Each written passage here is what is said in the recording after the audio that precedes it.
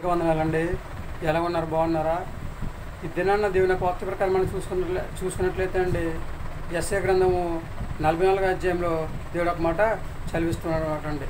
నేను మొదటి వాడును కడపటి వాడును నేను తప్ప వేరే దేవుడు లేడని చెప్పేసి సర్వశక్తి దేవుడు చెప్తున్నాడు అనమాట అండి. సైన్యములకు అధిపతిగా యెహోవా చదివిస్తున్నాడు అనమాట అండి.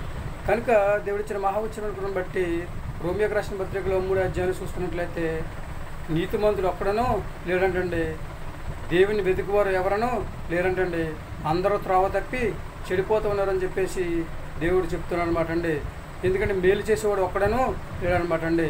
మేలు చేయాలన్నా ఏం చేయాలన్నా సర్వశక్తి గల దేవుడే కనుక, యేసుక్రీస్తు వారే కనుక, యేసుక్రీస్తు అని ఎవరైతే సొంత రక్షకుడిగా అంగీకరించి ఆయన గురించి తెలుసుకుని చక్కగా ఆయన ఎవరైతే నమ్ముకుంటారో వాళ్ళందరినీ కూడా దేవుడు దీవిస్తూ ఉంటాడు, ఆశీర్వదిస్తూ ఉంటాడు, అభివృద్ధి చేస్తూ ఉంటాడు అనమాట అండి.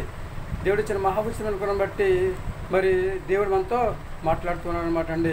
కనుక ఎవరైతే నీతిగా జీవించాలని ఆశ ఆలోచన కలిగి ఉంటారో, ఎవరైతే యథార్థంగా జీవించాలని ఆశ ఆలోచన కలిగి ఉంటారో, ఎవరైతే న్యాయంగా జీవించాలని చెప్పేసి ఆశ ఆలోచన కలిగి ఉంటారో, ఎవరైతే ఇతరులను ప్రేమించే సహజ లక్షణాన్ని కలిగి జీవించాలని చెప్పేసి ఆశ ఆలోచన కలిగి ఉంటారో, ఎవరైతే అందరి ఎడల ప్రేమ కలిగి జీవించే యోగ్యతను కలిగి ఉండాలని ఆశ ఆలోచన కలిగి ఉంటారో వాళ్ళందరినీ కూడా దేవుడు దీవిస్తూ ఉంటాడు, ఆశీర్వదిస్తూ ఉంటాడు, అభివృద్ధి చేస్తూ ఉంటాడు అనమాట అండి.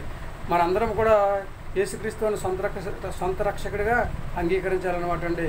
దేవుని కోసం వెతకాలి. అడుగుడి ఇయ్యబడును, తొట్టుడి ఇయ్యబడును, వెతకడి దొరుకునని చెప్పేసి దేవుడు చెప్తున్నాడు అనమాట అండి. ఎవరైతే దేవుని కోసం వెతుకుతూ ఉంటారో వాళ్ళందరికీ కూడా దేవుడు 100% కూడా దొరుకుతాడు అనమాట అండి. ఎవరైతే దేవుని నామంలో ప్రార్థన చేస్తూ ఉంటారో వాళ్ళ ప్రార్థనకు దేవుడు 100% కూడా జవాబు దయచేస్తూ ఉంటాడు అనమాట అండి.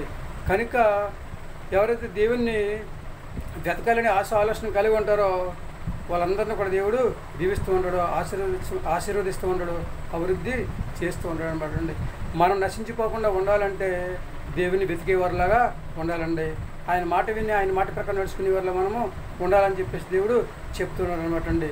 సర్వశక్తి గల దేవుడు, కరుణమయుడు, దయమయుడు, ప్రేమ స్వరూపి, కనుక జాలి దయ కనికరం కలవాడు, కృపనిచ్చే దేవుడు, కనికర సంపన్నుడు. కనుక మన దేవుడి యొక్క ఆశీర్వాదం మనకు కావాలి అంటే దేవుని వెతికేవారిలాగా ఉండాలి. దేవుని వెతకడం అంటే ఏంటంటే దేవుని నామంలో ప్రార్థన చేసేవారిలో మనము ఉండాలన్నమాట అండి.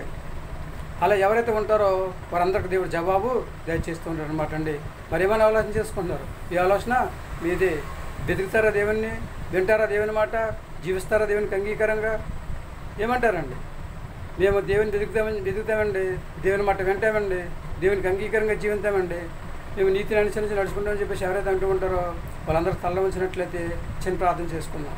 మహాపరుషుని పరలోక తండ్రి, నీ ఘనమైన పాదాలు ఎక్కడైనా స్తుతిస్తుంది ప్రభావ. నీతిమంతుడు ఒక్కడనూ లేరన్నారు ప్రభావ, నిన్ను వెతికేవారు ఎవరనూ లేరన్నారు దండిస్తున్నాం. అందరూ తాగుతూ చెడిపోరని జలవిచ్చారు ప్రభావ. నీకు పొందాం బిడ్డలందరూ ప్రభావ నీ మాట విని నీ మాట ప్రకారం నడుచుకుందండి, నీకు అంగీకారంగా జీవించి ఈ యొక్క వాక్యంచారం నడుచుకుందని ప్రభావ.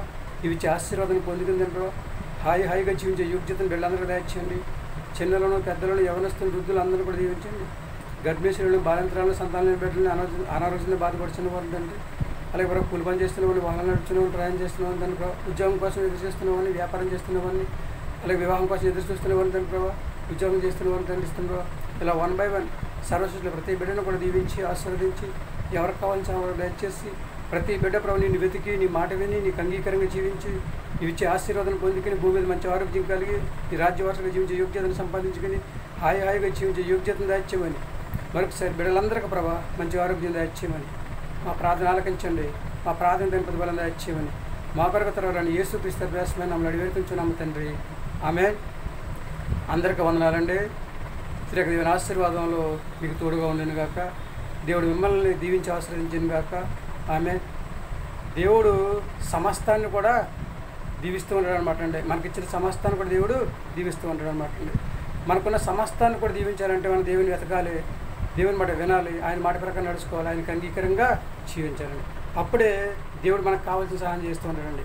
ఎవరైతే దేవుని వెతుకుతారో, ఎవరైతే దేవుని మాట వింటారో వాళ్ళందరిలో కూడా దేవుడు ఎప్పుడు ఎక్కడ ఎలా సహాయం చేసి ఒక స్టెప్ ఒక ఉన్నతమైన స్థితిలో ఉంచే యోగ్యతను మనకే దయచేస్తూ ఉంటాడు అనమాట అండి. కాబట్టి మనం దేవుని వెతుకుదాం, దేవుని మాట విందాం, ఆయనకు అంగీకారంగా జీవిద్దాం, భూమి మీద హాయిగా జీవించే యోగ్యతను కలిగి ఉందామా? ఏమంటారు?